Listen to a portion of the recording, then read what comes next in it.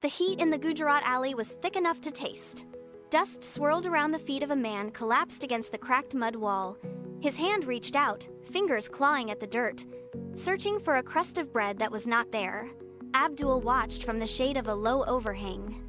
In his palm, the single copper coin felt heavy. It was meant for his lunch, a promise of relief from the midday hunger gnawing at his ribs.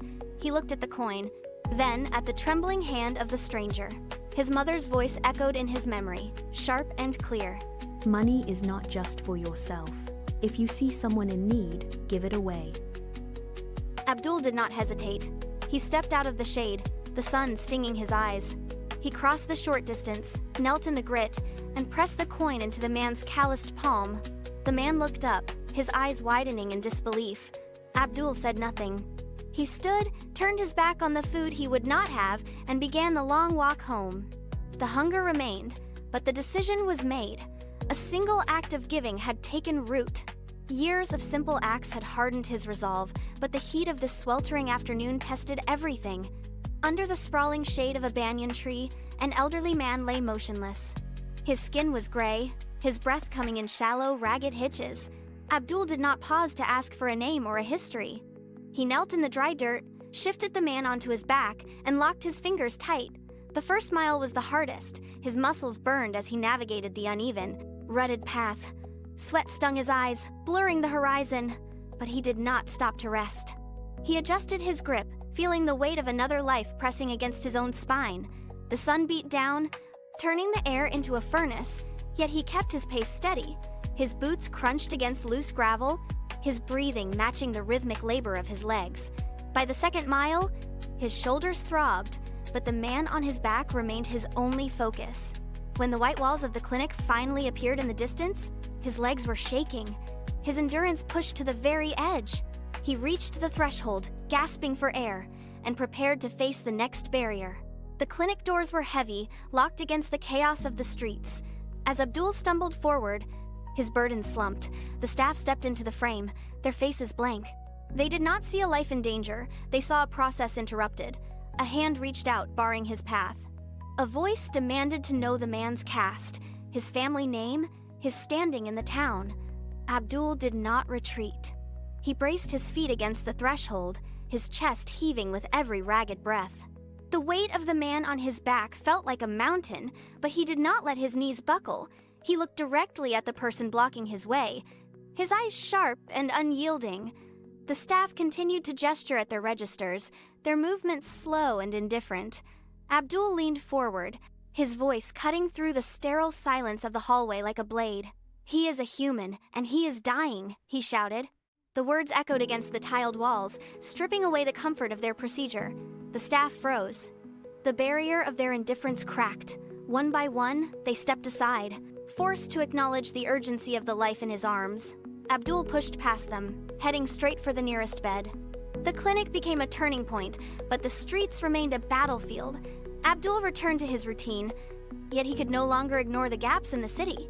He began scouring the back alleys, pulling discarded wooden crates from heaps of waste. He dragged them to a corner of his own neighborhood, hammering them together until a structure took shape. It was rough and uneven, but it offered shade.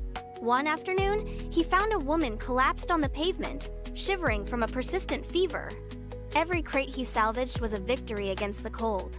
He was building something from nothing, a sanctuary carved out of the city's discarded scraps, one board at a time. The work did not stop at walls and roofs. As the sun beat down, Abdul walked the market stalls, their voices rising in ridicule. They pointed at his calloused, unprotected feet. People asked why he would give up his only comfort for a stranger.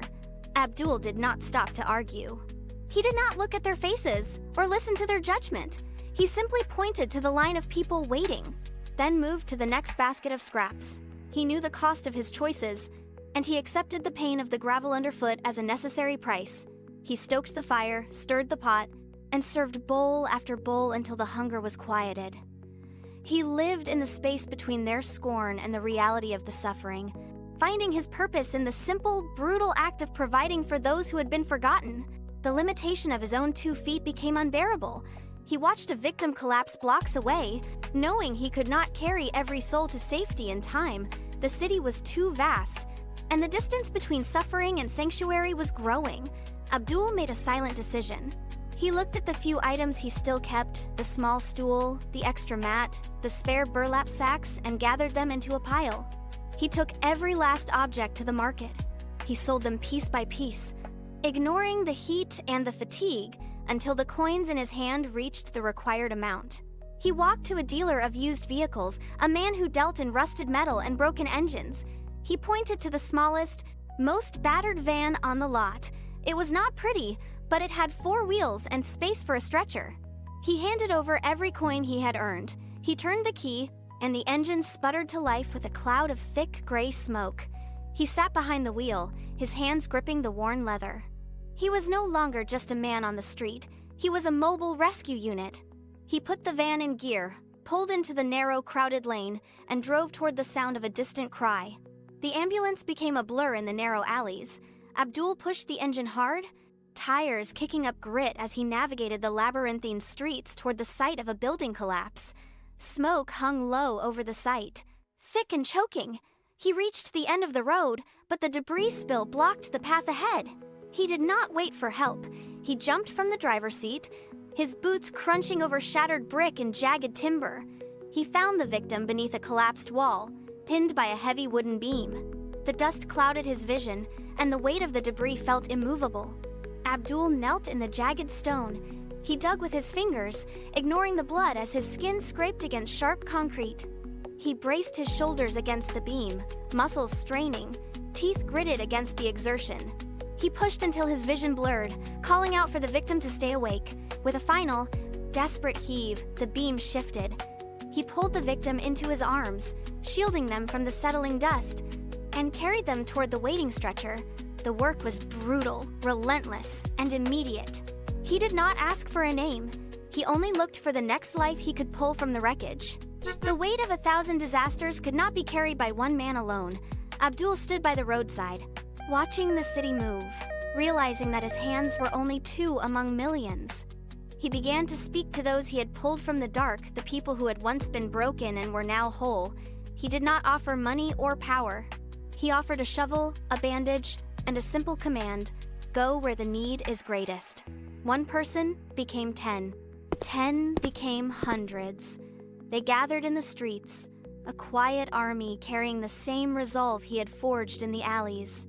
The skepticism of the public vanished, replaced by the sight of thousands working in unison. He established a single, ironclad rule that defined the movement. Never look at the background of the sufferer. Never ask for a name, only offer the hand. It was a language that transcended religion and caste. Across the country, the network bloomed. From the coast to the high mountains, centers appeared, built by volunteers who moved with the same steady purpose as their founder. The country, long divided by lines of identity, found a common ground in the act of giving.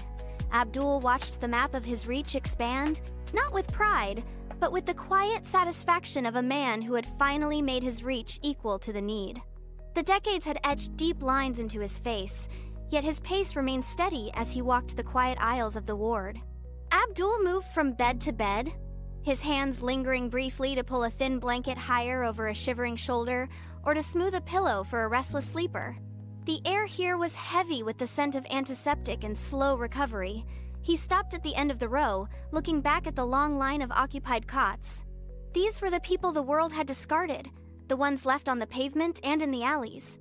He had started with a single coin in a dusty street, and now he stood amidst a mountain of hope he had built from nothing. There was no grand monument to his name, only the rhythmic sound of steady breathing from those who had finally found a place to rest.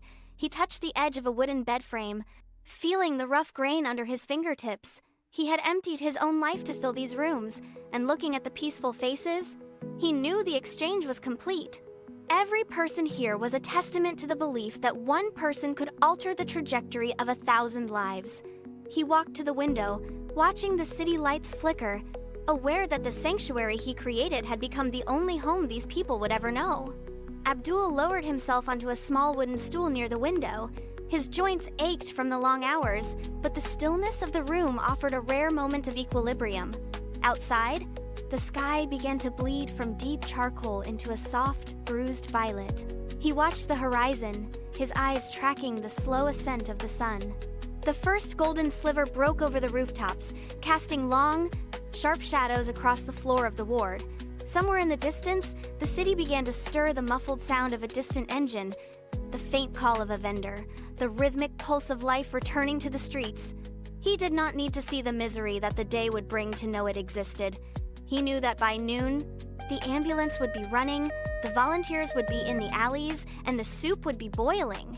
The cycle was not his burden, it was his rhythm.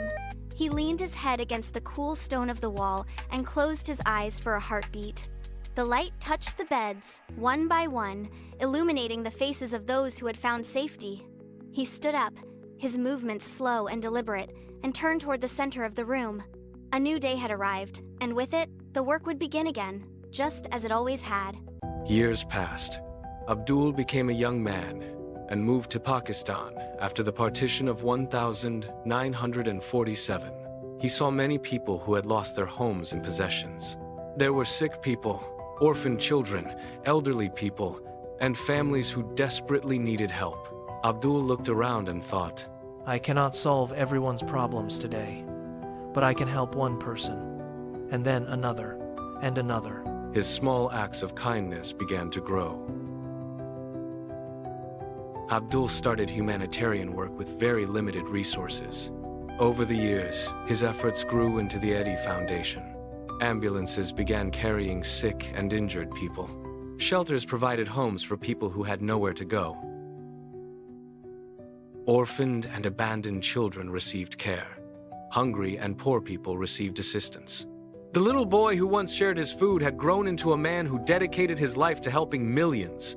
One day, a child asked, Edhi Sahib, what is the greatest thing a person can have? A kind heart. The child looked surprised. Child?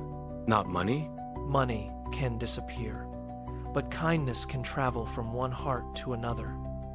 Abdul Sattar Edhi showed the world that you don't have to be rich to be helpful. You can start with something very small. Share your food.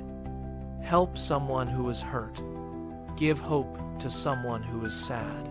Respect elderly people. Protect children. Help people without discrimination. Remember, one small act of kindness can become a great movement of humanity. So, children, what kind thing will you do today?